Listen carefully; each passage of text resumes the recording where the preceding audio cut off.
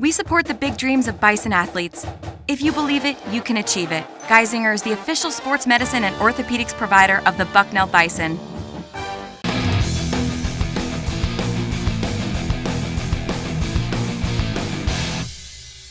Today, we're in the herd with men's soccer. Coming off a shutout midweek non-league victory at St. Joseph's on Tuesday, Bucknell coach Dave Brandt and the Bison will be back in conference action this Saturday when they meet American University.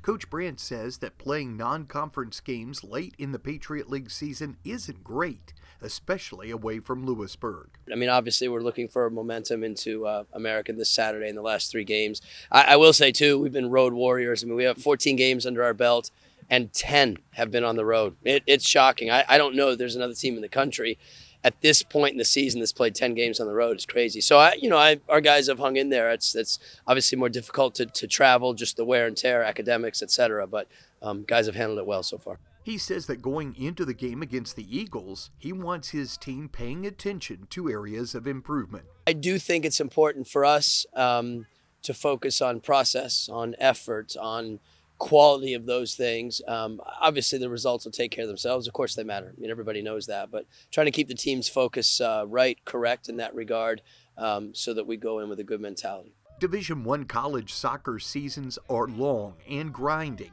and injuries are not uncommon.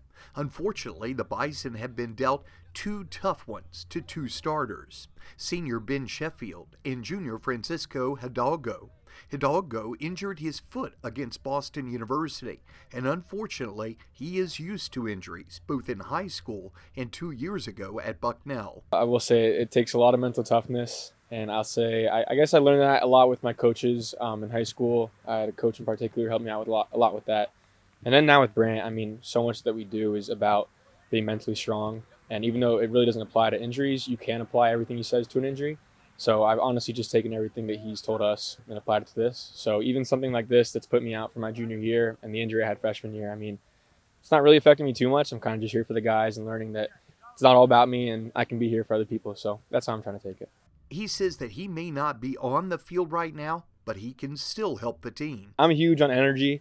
I'll say just about anything. If you come to a practice, I'll be yelling the most random stuff ever. So that's my thing. I like to yell, I like to talk. So, I mean, trying to get other guys to do the same now is huge. I mean, you'll hear me at practice and at games, trying to help everything out, just being another set of eyes for the guys on the field and the guys off of it. For Sheffield, he thinks his experience might be useful for the Bison defense. Besides Jackson and I, we have a pretty young back line, especially back 3. So I think it's all about just giving them confidence and giving them a couple tips when, we're in the middle of a game and just letting them know like what they're doing right, what they're doing wrong, and just supporting them throughout the entire game.